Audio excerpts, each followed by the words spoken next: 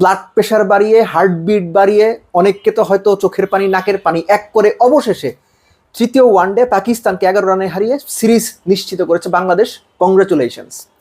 কয়েকটা পার্টিকুলার জায়গায় আলোচনা আছে, তার মধ্যে 1 নাম্বার, শেষ ওভারে যখন 14 রান দরকার, রিশাদ যিনি 9-এর মতো ইকোনমিতে বল করেছিলেন, সেই রিশাদকে লাস্ট ওভার দেওয়া আমি বলবো সঠিক সিদ্ধান্ত ছিল।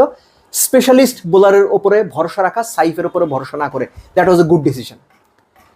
যখন সালমান আলী আগা দুর্দান্ত এক সেঞ্চুরির পরে 28 রান বাকি থাকতে, 2 ওভার বাকি থাকতে আউট হয়ে গেলেন, আপনি কি চিন্তা করেছেন মুস্তাফিজুর এরকম 49তম ওভারে এসে 14-15 রান দিয়ে দেবেন? না।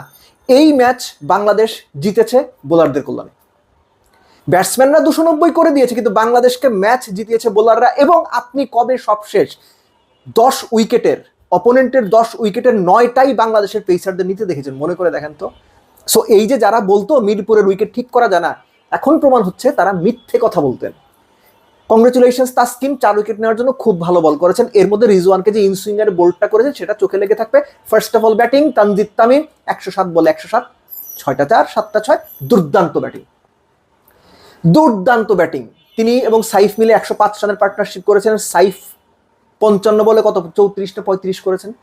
আমি বলবো সাইফ ওয়ানডে ক্রিকেটের জন্য ওপেনিং স্লটে সত্যিকার অর্থে ফিট ইন করেনি কিনা এটা ঠান্ডা মাথায় ভাবার সময় হয়েছে। কারণ হচ্ছে টি-20তে তিনি যেমন বাউন্ডারির ওপরে ভরসা করেন, স্ট্রাইক রোটেটের খুব একটা ধারেনও না, পারেনও না।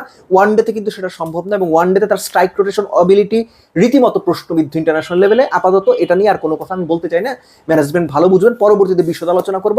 তানজিদ তামিম যেভাবে তিনি ইনিংসটা খেলেছেন আপনারা দেখেছেন, যারা দেখেননি তারা হাইলাইটসটা দেখে নেবেন। একটা কথা নিঃসন্দেহে বলা যায়, এই মুহূর্তে বাংলাদেশের সকল প্লেয়ারের মধ্যে ক্লিনেস্ট হিটার অফ দ্য 6, অনায়াসে যিনি ছক্কা মারতে পারেন, দ্যাট ইজ তানজিদ তামিম। তার প্রথম ওয়ানডে 100, যেটা বাংলাদেশকে 290 পর্যন্ত নিয়ে গিয়েছে। এবং বিশ্বাস করেন বাংলাদেশে 320 করা উচিত ছিল, এটা মিনিমাম। আমরা সবসময় বলি না ভাই 20টা রান কম হয়েছে, এখন আমি বলছি ভাই 20টা রান কম হয় নাই, বাংলাদেশ কমপক্ষে 30টা রান কম করছে। কেন আমি কথাটা বলতেছি? বাংলাদেশ 17 ওভারে 100 করে ফেলছে, 37 ওভারে বাংলাদেশ 200 রান করছে 7 উইকেট হাতে। 37 ওভারে 200 রান 7 উইকেট হাতে। England, Australia, India, south Africa, New Zealand, যে কোনো টিম আপনি নামায় দেন, ইভেন অন জিম্বাবুয়ে লাস্ট 13 ওভারে 7 উইকেট হাতে নিয়ে কমপক্ষে 110-15 রান করবে। বাংলাদেশ কি করেছে? বাংলাদেশ শেষ 10 ওভারই করেছে 77। এখন আপনি লিটন এবং তাওহিদ হৃদয়কে গালমন্দ করতে পারেন, কমেন্ট্রি বক্স থেকে 38তম ওভারের পর থেকেই বলা হচ্ছিল রমিজ রাজা, শামীম আফসার চৌধুরীরা যে এখন গিয়ার শিফট করার সময়, 4 ছক্কার দিকে মনোযোগ দেওয়ার সময়, কেন তারা এত সিঙ্গেলস খেলছে?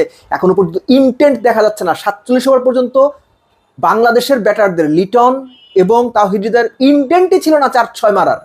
শেষ 10 ওভারে বাংলাদেশ মোটে 4টা না 5টা বাউন্ডারি মারছে, কোনো ছক্কা না। আপনি বুঝতেছেন? তারপরও আমি লিটন আর তাওহিদ হৃদয়কে দোষ দিতে চাই না। কেন চাই না জানেন?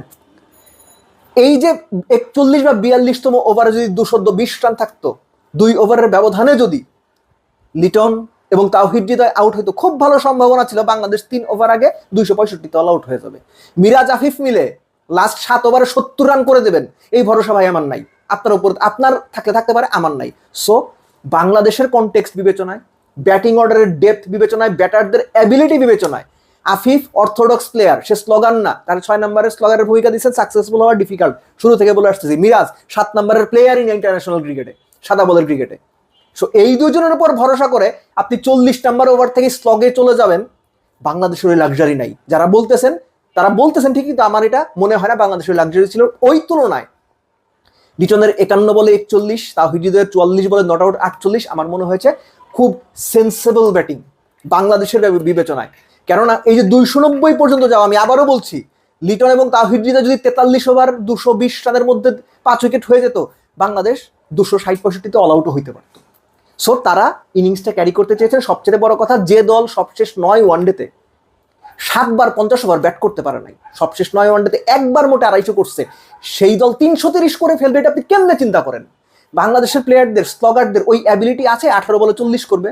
বাংলাদেশের আফিফ, তাওহিদ হৃদয় মানে বা মিরাজ, এদেরকে ওই অ্যাবিলিটি আছে 20 বল খেলে 40 রান করে দেবে? নাই তো ভাই। সো তাদের দোষ দিয়ে লাভ কি? সো আপনার যা রিসোর্স আছে আপনার ব্যাটসম্যানদের যে অ্যাবিলিটি আছে সেই অ্যাবিলিটি অনুযায়ী তারা গিয়েছেন, যে কারণে 290 পর্যন্ত যাওয়া গেছে, এবং তাতে অন্তত ম্যাচটা জিতেছেন। বাট ম্যাচ জেতানোর প্রাথমিক কৃতিত্ব বাংলাদেশের ব্যাটসম্যানরা যে 290 করে দিয়েছেন ডেফিনেটলি ওইটা, এবং ডেফিনেটলি তানজিদ তামিম তার ব্রিলিয়ান্ট 100 ফার্স্ট ইন্টারন্যাশনাল সেঞ্চুরি, এবং বোলাররা এইরকম উইকেটে যেখানে 300 রান পাকিস্তানের প্রথম 3 ওভারে পাকিস্তান 3 উইকেট হারিয়েও 279 পর্যন্ত গিয়েছে, তাহলে আপনি বুঝেন উইকেটটা কতটুকু ভালো ছিল ব্যাটিংয়ের জন্য। সো ওই উইকেটে 290 পাকিস্তান তাড়া করতে গিয়ে 279 তাদেরকে আটকে দেওয়া, বাংলাদেশের বোলাররা had done a brilliant job. Above everything series Bangladesh জিতেছে, এই সিরিজ জেতাটা খুব দরকারি ছিল। এর বাইরে আপাতত এই মুহূর্তে এই ম্যাচ নিয়ে আর খুব বেশি কিছু বলার নাই। আগামীতে যে সিরিজগুলো আসবে সেখানে ব্যাটসম্যানদের বাড়তি দায়িত্ব নিতে হবে, এবং একই সঙ্গে মনে করিয়ে দিতে চাই সৌম্য সরকারকে নিয়ে আপনারা আগামীতে কি করবেন সেটাও সঠিকভাবে ভাবতে হবে। এটা নিয়ে পরবর্তীতে বিশদ একটা আলোচনা করব।